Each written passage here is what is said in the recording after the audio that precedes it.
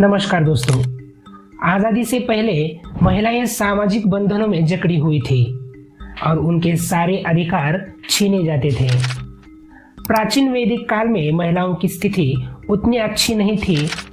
उन्हें शिक्षा, विवाह में चयन और धार्मिक अनुष्ठानों में भागीदारी का अधिकार भी नहीं था। हिंदू समाज में पितृसत्ता हावी हो गई थी और उसके बाद महिलाओं की स्थिति गिरती चली गई। खासकर मध्यकाल के दौरान महिलाओं के साथ अनेक प्रकार के अन्याय और अत्याचार हुए। महिलाओं के लिए सबसे क्रूर प्रथा थी सती प्रथा। पति की मृत्यु के बाद पत्नी को जबरदस्ती उसकी चिता पर जला दिया जाता था। यह प्रथा राजस्थान और बंगाल जैसे इलाकों में बहुत फैली हुई थी। कई बार स्त्रियों को अपनी इच्छा के विरुद्ध बलपूर्वक अग्नि में धकेल दिया जाता था। राजा राम मोहन रॉय ने इस प्रथा के खिलाफ कड़ा आंदोलन चलाया और 1829 में लॉर्ड बेंटिंग ने इसे कानूनी रूप से समाप्त कर दिया। अगर हम बाल विवाह की बात करें तो छोटी उम्र की कई बच्चों की शादी बूढ़े पुरुषों से कर दी जाती थी। इससे उनकी शिक्षा छीन जाती थी और कम उम्र में गर्भधारण के कारण स्वास्थ्य पर भी बुरा असर पड़ता था। 1891 का एज ऑफ कंसेंट एक्ट बनाकर इसे रोकने की कोशिश की गई। पति की मृत्यु के बाद विधवा का जीवन नरक समान हो जाता था। उन्हें सफेद कपड़े पहनने, साधारण खाना खाने और समाज से अलग थलग रहने के लिए मजबूर किया जाता था। पुनर्विवाह पर कड़ा प्रतिबंध था। मुस्लिम शासनकाल और बाद में हिंदू समाज में भी पर्दा प्रथा प्रचलित हो गई। महिलाओं को घर से बाहर निकलने की इजाजत नहीं थी। उनके लिए शिक्षा, सामाजिक भागीदारी सब वर्जित था। महिलाओं को पढ़ाई लिखाई की अनुमति नहीं थी। समाज में यह धारणा बन गई थी कि लड़की पढ़ेगी तो घर टूट जाएगा। सावित्रीबाई फुले और ज्योतिबा फुले ने इस अन्याय के खिलाफ आवाज उठाई और भारत में पहला महिला विद्यालय खोला। यह महिला शिक्षा आंदोलन भारतीय समाज में क्रांति लेकर आया। भारत में सामाजिक सुधार की दिशा में कई महत्वपूर्ण कानून बने। इन्हीं में से एक सबसे अहम कानून है हिंदू कोड बिल। यह बिल स्वतंत्र भारत में स्त्रियों को समान अधिकार दिलाने के लिए लाया गया था। डॉक्टर बाबा साहेब आम्बेडकर जी ने इसे तैयार किया और संसद में पेश किया था। बिल का उद्देश्य हिंदू समाज में स्त्रियों को संपत्ति, विवाह और उत्तराधिकार में समान अधिकार देना था। स्वतंत्रता से पहले स्त्रियां समाज में पिछड़ी हुई थी। उन्हें शिक्षा, संपत्ति और स्वतंत्र जीवन जीने का अधिकार नहीं था। विवाह और परिवार में भी पुरुष प्रधान हावी थी। तलाक का अधिकार केवल पुरुषों तक सीमित था। स्त्रियों को संपत्ति में हिस्सा नहीं मिलता था। बेटियों की शादी बहुत छोटी उम्र में करके उन्हें संपत्ति से वंचित कर दिया जाता था।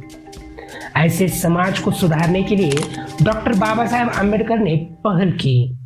हिंदू कोड बिल 1948 में बाबा साहब ने संसद में प्रस्तुत किया। इसमें विवाह, तलाक, गोद लेना और संपत्ति के अधिकार पर सुधारित प्रस्तावित थे। यह एक व्यापक सामाजिक सुधार का हिस्सा था। इस बिल के अनुसार स्त्रियों को संपत्ति में बराबरी का अधिकार दिया गया। विवाह को केवल धार्मिक बंधन न मानकर कानूनी अनुबंध भी माना गया। तलाक को कानूनी मान्यता दी गई। स्त्रियों को तलाक का अधिकार प्रदान किया गया। विधवाओं को पति की संपत्ति में अधिकार दिया गया। बेटियों को भी बेटों के समान अधिकार देने का प्रावधान बनाया। गोद लेने के नियम भी आधुनिक बनाए गए थे। जब यह बात सार्वजनिक हुई तो हिंदू कोड बिल का सामना समाज के कट्टरपंथियों से हुआ। कई नेताओं ने कहा कि यह हिंदू धर्म के खिलाफ है। कुछ लोगों का मानना था कि इससे संयुक्त परिवार टूट जाएगा। रूढ़िवादी हिंदू समाज इसे स्वीकार नहीं कर पा रहा था। संसद में भी इसका विरोध किया गया। बाबा साहेब आम्बेडकर का मानना था कि बिना स्त्री समानता के समाज प्रगति नहीं कर सकता। उन्होंने कहा, राजनीतिक लोकतंत्र तब तक अधूरा है जब तक सामाजिक और आर्थिक लोकतंत्र नहीं मिलता। हिंदू कोड बिल इसी सामाजिक लोकतंत्र की दिशा में सबसे बड़ा और महत्वपूर्ण कदम था। संसद में विरोध बढ़ता गया। कांग्रेस पार्टी के कई सदस्य भी इसके खिलाफ खड़े हुए। पंडित नेहरू इस बिल का समर्थन करते थे, लेकिन पार्टी में मतभेद बढ़ने की वजह से उनको इस बिल का खुलकर समर्थन करना सही नहीं लगा। इसके कारण बाबा साहेब अम्बेडकर को गहरा दुख हुआ। वे चाहते थे कि पूरा हिंदू कोड बिल पारित हो, लेकिन केवल कुछ हिस्सों पर सहमति बन पाई। लंबे विवाद के बाद बिल पारित नहीं हो पाया। बाबा साहेब अम्बेडकर जी ने इसका कड़ा विरोध करना शुरू कर दिया। उन्होंने इसे अपने जीवन का सबसे बड़ा मिशन बताया। जब बिल पारित नहीं हुआ तो बाबा साहेब अम्बेडकर ने मंत्री पद से इस्तीफा दे दिया। यह 1951 की घटना थी। उन्होंने कहा कि जो समाज अपनी स्त्रियों को अधिकार नहीं देता वह प्रगतिशील नहीं बन सकता। बाद में इस बिल के कुछ हिस्सों को अलग अलग कानूनों के रूप में लागू किया गया। 1955 में हिंदू विवाह अधिनियम पारित हुआ। इससे विवाह और तलाक के अधिकार कानून में लाए गए। 1956 में हिंदू उत्तराधिकार अधिनियम पारित किया गया। इससे बेटियों और विधवाओं को संपत्ति में अधिकार मिला। हिंदू अल्पसंख्यक और संरक्षक अधिनियम 1956 भी लाया गया। इससे गोद लेने और संरक्षण से जुड़े अधिकार निर्धारित हुए और इस प्रकार हिंदू कोड बिल को टुकड़ों में लागू किया गया।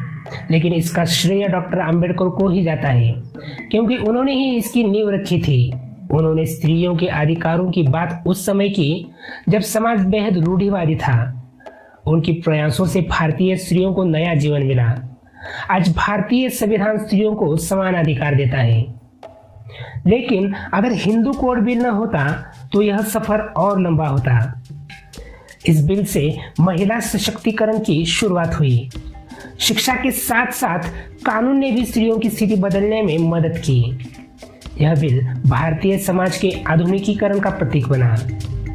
विरोधियों ने कहा कि यह केवल हिंदुओं पर लागू हुआ, मुस्लिम और ईसाई समाज पर इसका प्रभाव नहीं पड़ा है। लेकिन फिर भी यह एक ऐतिहासिक कदम था। बाबा साहेब अम्बेडकर का मानना था कि हिंदू समाज सबसे ज्यादा स्त्रियों को दबाता है, इसलिए सबसे पहले सुधार हिंदुओं में होना चाहिए। हिंदू कोड बिल के कारण स्त्रियों में आत्मविश्वास आया। उन्हें विवाह और तलाक में बराबरी मिली। संपत्ति के बंटवारे में उनका हक सुनिश्चित हुआ। इससे परिवार की संरचना में बदलाव आया। अब बेटियों को भी परिवार में महत्वपूर्ण स्थान मिलने लगा था। इस बिल से स्त्रियों की आर्थिक स्थिति मजबूत हुई। वे अब परिवार की संपत्ति की उत्तराधिकारी बन सकती है। संयुक्त परिवार व्यवस्था पर इसका गहरा असर पड़ा है। कई लोग इसे आधुनिक समाज की शुरुआत भी मानते हैं। बाबा साहब ने कहा था, मैं समझौता कर सकता हूं, लेकिन स्त्रियों के अधिकारों से समझौता नहीं करूंगा। यह कथन उनके संघर्ष को दर्शाता है। हिंदू कोड बिल भारतीय नारी आंदोलन का आधार बना। स्वतंत्र भारत में यह सबसे बड़ा सामाजिक सुधार था। समाजशास्त्री इसे भारतीय सामाजिक क्रांति की शुरुआत मानते हैं। इस बिल ने पितृसत्ता को चुनौती दी थी। पुरुषों का एकाधिकार टूटना इसी बिल से शुरू हुआ। स्त्रियां अब कानून की नजर में समान बनी और कानून बनने से समाज में धीरे धीरे बदलाव भी आया। यह बिल भारतीय लोकतंत्र की असली आत्मा से जुड़ा है, क्योंकि लोकतंत्र केवल वोट का अधिकार नहीं बल्कि समान अवसर भी देता है। हिंदू कोड बिल ने समान अवसर की दिशा में राह बनाई। डॉक्टर बाबा साहेब अम्बेडकर का यह योगदान अमर है। उनकी दूरदृष्टि ने स्त्रियों को नया जीवन दिया है। विरोध के बावजूद भी उन्होंने अपने विचार नहीं छोड़े। आज भारत में महिलाएं राजनीति, शिक्षा और समाज में आगे हैं। इसकी नींव हिंदू कोड बिल ने ही रखी थी।